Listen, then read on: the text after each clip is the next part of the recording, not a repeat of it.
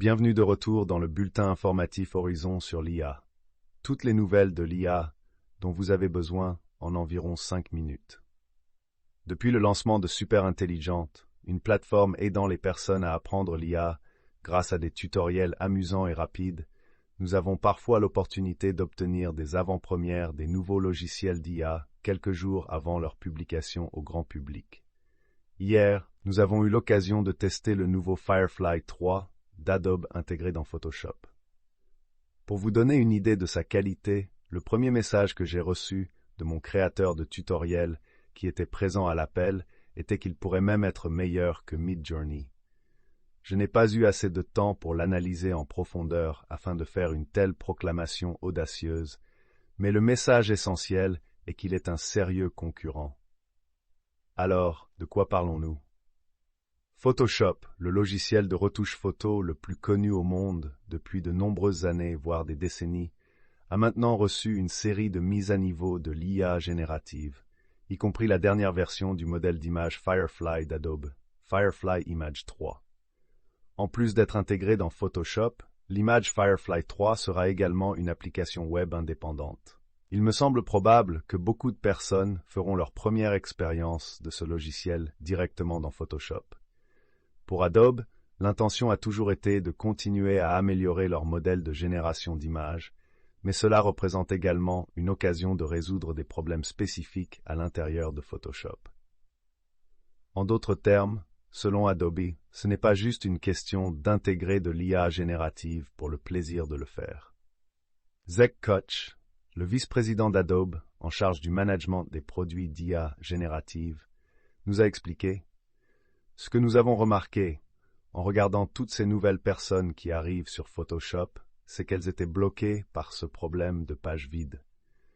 Nous leur avons donc donné la possibilité de générer des images à partir de texte vers des images. Car une fois que votre image est dans Photoshop, vous pouvez utiliser tous les outils que nous avons déjà dans Photoshop pour l'améliorer. Vous vous souvenez peut-être, l'année dernière en mai, Adobe a présenté une fonction qu'ils ont appelée « remplissage génératif ». En gros, les utilisateurs pouvaient mettre en évidence une partie d'une image existante et utiliser une incitation textuelle pour modifier cette partie de l'image. Un exemple qu'ils donnent dans un article est d'enlever un lasso de cow-boy d'une photo pour le remplacer par des spaghettis. Cette fonction est devenue plus ou moins un standard pour d'autres générateurs d'images au cours de la dernière année, mais la nouvelle version de Firefly 3 comprend une foule de nouvelles fonctionnalités qui la rendent plus puissante. L'une d'elles, par exemple, est une image de référence. Après avoir fait votre choix sur la partie de la photo que vous voulez modifier, vous pouvez non seulement utiliser du texte pour mettre à jour la sélection, mais aussi une image de référence que le modèle essaiera de prendre en compte en même temps que votre texte. Adobe lance également quelque chose qu'ils appellent « générer l'arrière-plan », qui est exactement ce que cela semble être. Une capacité plus simple de générer un nouvel arrière-plan autour d'un objet particulier sur lequel se concentre l'utilisateur. Vous pouvez imaginer à quel point cela sera utile pour les spécialistes du marketing qui ont besoin de placer leurs images de produits dans divers contextes. Mais ce n'est là que la pointe de l'iceberg. Il y a beaucoup plus de choses dans ce produit que personnellement, je suis très impatient d'explorer. Si cela vous intéresse, sachez que nous avons des tutoriels disponibles sur Super Intelligente dès maintenant. Passons maintenant à Apple, qui a effectué une autre acquisition discrète dans le domaine de l'IA. Cette fois-ci, il s'agit d'une start-up basée à Paris appelée Data Collab, spécialisée dans la compression algorithmique et les systèmes d'IA embarqués.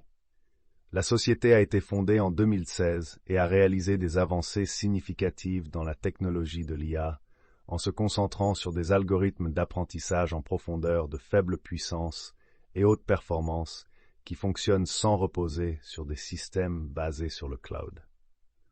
Enfin, sachez que SoftBank est sur le point d'investir près d'1 milliard de dollars dans leur propre poussée de l'IA.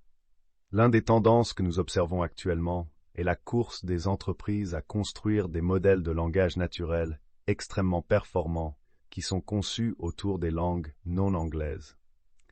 CNBC écrit que SoftBank cherche à développer un modèle d'intelligence artificielle spécifique à la langue japonaise de classe mondiale et prévoit de dépenser environ $1 milliard sur le calcul pour y parvenir.